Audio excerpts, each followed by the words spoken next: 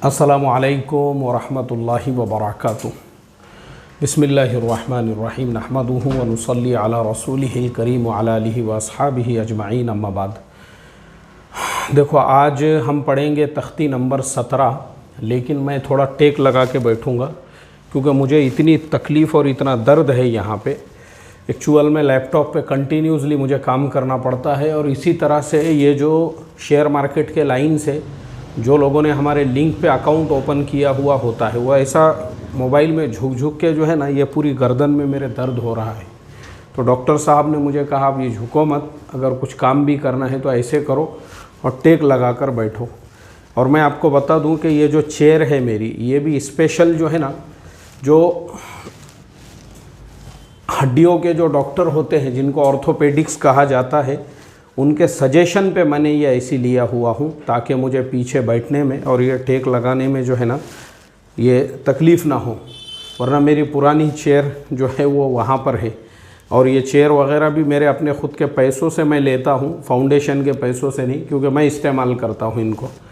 तो इसके लिए जो है मैं थोड़ा सा आप लोगों से माज़रत चाहूँगा, वरना आप लोग बोलेंगे यार मुफ्ती साहब जो है एकदम आयट में बैठे हुए हैं, टेक वेक लगा के और वैसा वो पढ़ा रहे हैं। तो मेरी मजबूरी है, उसको थोड़ा सा आप लोग समझो।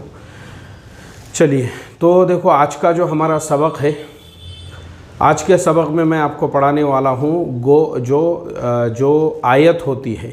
आपने देखे होंगे कुरान करीम जब हम पढ़ते हैं तो जहाँ पे एक जुमला मुकम्मल हो जाता है वहाँ पे ऐसा गोल निशान आता है, फिर उस पर 1 2 3 4 5 ऐसा लिखा हुआ होता है। तो ऐसा जो गोल निशान है, उस गोल निशान को आयत कहते हैं और उसके भी कायदे हैं। तो अब जो आज हम कायदा पढ़ने वाले हैं वो उस गोल निशान के बारे में ही, कि वो जो ऐसा गोल आ जाता है तो वहाँ पर जब हम सांस तोड़ेंगे और वहाँ पे हम जब वक्फ़ करेंगे और जब वहाँ पे हम रुक जाएंगे तो आखिरी का जो हर्फ है उसके ऊपर जो इराब होगा उसके मुताबिक अब हमको वहाँ पे रुकना पड़ेगा कि आखिरी जो हर्फ है, अब जैसे अल्हम्दुलिल्लाहि रब्बिल आलमीन, अब जो आखिर का नून है हम उसे चेक करेंगे, उसके ऊपर ज़बर है, उसके नीचे ज़ेर है या उसके ऊपर पेश है। जो वहाँ की जो आखिरी इराब उसके ऊपर होगा उसी के मुताबिक हम उस गोल जो आयत है वहाँ पे वक्फ़ करेंगे। अर्रहमानिर्रहीम, अब देखेंगे हम यहाँ पे कि आखिर का जो हर्फ है उसके ऊपर क्या इराब है उसी एतबार से। तो इसलिए देखो, अब ये कायदा याद रखो, जो आज का मैं आपको कायदा पढ़ाने वाला हूँ। ये कायदा ऐसा है कि जो गोल है यानी आयत है और जो हर्फ जहाँ पे हम उस आयत पे हम जब वहाँ पे हम रुक रहे हैं तो वो जो हर्फ है, अगर उसके ऊपर ज़बर है, ज़ेर है, पेश है, याद रखो ज़बर ज़ेर पेश अगर है, या मान लो 2 ज़ेर भी है और 2 पेश भी है, ध्यान रखो, ये बहुत ध्यान से सुनने की के ग्रामर्स और कायदे हैं। अगर वहाँ पे जिस हर्फ पे हम वहाँ पे आयत कर रहे हैं, वक्फ़ कर रहे हैं, उस हर्फ के ऊपर ज़बर ज़ेर या पेश है या फिर 2 ज़ेर है या 2 पेश है, तो इन तमाम सूरतों के अंदर हम वहाँ पर जो वक्फ़ करेंगे तो उसको हम साकिन पढ़ेंगे। अल्हम्दुलिल्लाहि रब्बिल आलमीन, देखो हमने यहाँ पे नून को साकिन कर दिए। अर्रहमानिर्रहीम, यहाँ पे भी हमने साकिन कर दिए। तो इस तरीक़े से जो आखिर वाला हर्फ है उस पे चाहे ज़बर हो, चाहे ज़ेर हो या पेश हो, या फिर 2 ज़ेर हो या 2 पेश हो, हम उसको साकिन ही करेंगे। लेकिन 2 ज़ेर और 2 पेश में तो साकिन होगा, फिर 2 ज़बर में क्या होगा? तो 2 ज़बर अगर वहाँ पर है तो 2 ज़बर की कंडीशन में हम उसको जो है ना, उसको हम अलिफ मद्दा से बदल कर पढ़ेंगे। अगर 2 ज़बर आयत से पहले आ रहे हैं, यानी जो आखिर हर्फ है और वहाँ पर अगर 2 ज़बर की तनवीन है, तो उस सूरत में हम उसको अलिफ मद्दा पढ़ेंगे। जैसे والعادیات ضبحا۔ دیکھیے یہاں پہ ہم نے کیا کیا، وہاں پر جو ہے دو زبر کی تنوین تھی تو اس کو ہم نے الف مدہ سے بدل دیا، والعادیات ضبحا، فالموریات قدحا، فالمغیرات صبحا، فأثرن به نقعا، فوسطن به جمعا۔ ان تمام صورتوں میں ہم جو اس کو الف مدہ سے بدل کر پڑھ رہے ہیں وہ اسی لیے پڑھ رہے ہیں کیونکہ وہاں پہ جو اخیر والا حرف ہے الف مدہ ہے۔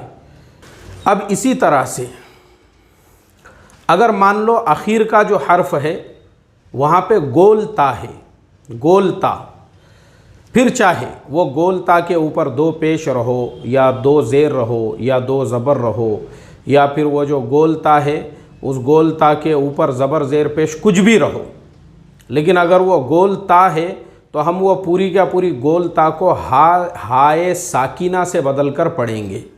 جیسے القاریعۃ مالقاریعہ، آہ کیوں پڑھا ہم نے؟ کیونکہ وہاں گول تا ہے۔ وما ادراک مالقاریعہ، مالقاریعہ، دیکھیے یہاں پہ بھی گول تا ہے اس لیے ہم نے اس کو بھی کیا کیا، ہائے ساکینہ سے بدل کر پڑھا۔ بہت ہی سمپل یہ گرامر ہے، بہت ہی سمپل یہ قاعدہ ہے، بس شرط اس کو سمجھنے کی ہے۔ بس اتنا سمجھ لو کہ جس حرف پہ ہم وہاں پہ وقف کریں گے تو اس حرف کے اوپر اگر زبر زیر پیش یا دو زیر دو پیش رہے گا تو ہم اس کو ساکن کر دیں گے، اور اسی طرح سے اگر دو زبر ہے تو اس کو الف مدہ سے بدل کر پڑھیں گے، اور اگر گول تا ہے تو ہم اس کو ہائے ساکینہ سے بدل کر پڑھیں گے۔ ٹھیک ہے، چلیے اب میں آپ کو یہ پڑھا رہا ہوں، اب آپ دیکھیے یہاں پہ اعوذ باللہ من الشیطان الرجیم، میم کو ہم نے ساکن کیے، اس کے نیچے زیر ہے۔ بسم اللہ الرحمن الرحیم، میم کو ہم نے یہاں پہ ساکن کیے، اس کے نیچے بھی زیر ہے۔ الحمدللہ رب العالمین، نون کے اوپر زبر ہے اس لیے ہم نے نون کو بھی ساکن کیے۔ ایاک نعبد و ایاک نستعین، نون کے اوپر پیش ہے۔ قل هو اللہ احد، احد، دو قاعدے ہو رہے ہیں، دال میں ہم قلقلہ بھی کریں گے اور اس کو ساکن بھی پڑھیں گے کیونکہ دال کے اوپر دو پیش کی تنوین ہے۔ ان مع العسر یسرا، اب یہاں پہ ہم اس کو الف مدہ سے پڑھیں گے، یعنی را جو آخر میں دو زبر کی تنوین آئی ہے اس کو ہم الف مدہ سے بدل کر پڑھیں گے۔ فیہا عین جاریہ، دیکھیے یہاں پہ حالانکہ دو پیش کی تنوین ہے لیکن پھر بھی گول تا ہے اس لیے ہم اس کو ہائے ساکینہ سے بدل کر پڑھیں گے۔ تسقی من عین آنیہ، یہاں پہ اخیر میں جو ہے گول تا ہے اس کے نیچے دو زیر کی تنوین ہے، اس کے باوجود بھی ہم اس کو ہائے ساکینہ سے بدل کر پڑھیں گے۔ اس کے علاوہ بھی یہاں پہ جو ہے اظہار کے دو قاعدے ہو رہے ہیں، وہ اب آپ کو سمجھنا ہے کہاں پہ کون کون سے قاعدے ہوں گے، اور بیچ میں بھی بہت سے قاعدے گزر گئے اخفاء اظہار کے، وہ سب آپ کو سمجھنا ہے یہاں پہ بیچ میں اور کون کون سے قاعدے تھے۔ لا تسمعوا فیہا لاغیہ، اب دیکھیے یہاں پہ تا کے اوپر دو زبر کی تنوین ہے لیکن پھر بھی ہم نے اس کو ہائے ساکینہ سے بدل کر پڑھے کیونکہ وہ گول تا ہے۔ تو اس کے لیے یہ ہمیشہ یاد رکھو، گول تا کے اوپر چاہے دو پیش کی تنوین ہو، دو زیر کی تنوین ہو یا دو زبر ہو، کچھ بھی ہو ہم اس کو ہائے ساکینہ سے بدل کر پڑھیں گے۔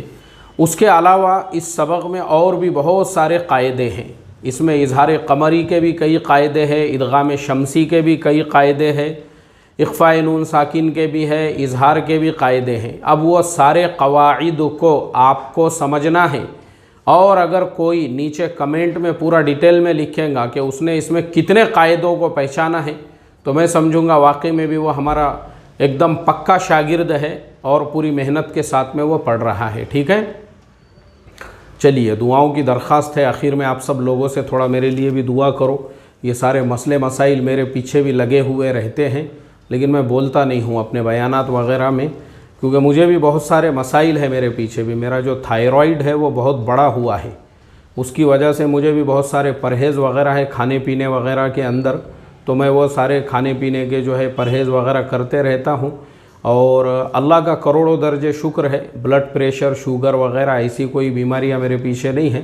لیکن یہ جو ہے ایسا بے احتیاطی کرنے سے, کیونکہ یہ آج کا پرابلم نہیں ہے. اب آپ اس پہ سے سوچو, میں نے یہ پوری کرسی لیا ہوا ہوں, یہ کئی سالوں سے آپ دیکھ رہے ہوں گے کرسی جو ہے, میں اسی کرسی پہ ویڈیو وغیرہ ریکارڈ کرتا ہوں. تو اس کا ریزن یہ ہے, مجھے جو ہے تقریباً 2 سال پہلے ہی سجیسٹ کیا ہوا تھا ڈاکٹر صاحب نے, اس ٹائم سے میں یہ استعمال کرتا ہوں. تو اس کا یہی ریزن ہے کہ یہ کیا ہوتا ہے, تھوڑے دنوں میں یہ اچھا ہو جاتا ہے تھوڑا سا ایکسرسائز وغیرہ کرنے سے, لیکن پھر بعد میں وہی مسائل آتے ہیں. کام کرنا ہے تو وہ کنٹینیو کبھی کبھی پورا بہت, ہمارا جو کام ہے نا وہ بہت دھیان سے اور بہت رسپانسبلٹی کا کام ہے, کیونکہ ہمارے بھروسے پہ بعد میں اسی پروڈکٹ کو کروڑوں لوگ استعمال کرتے ہیں. تو اس وجہ سے جو ہے نا یہ بہت کام جو ہے ہمارا ذمہ داری والا ہوتا ہے. تو اس وجہ سے وہ پورا دھیان دینے میں پھر وہ کتنے دیر سے تم ایسا جھک کے بیٹھے ہوئے ہیں وہ پتہ نہیں چلتا, تو اس لیے یہاں درد شروع ہو جاتا ہے. تو بس اللہ تعالیٰ سے دعا کرو, اللہ تعالیٰ مجھے بھی صحت کاملہ عطا فرمائے, اور اسی طرح سے اللہ جو ہے اپنے دین کی خدمت کے لیے قبول فرمائے. السلام علیکم ورحمۃ اللہ وبرکاتہ.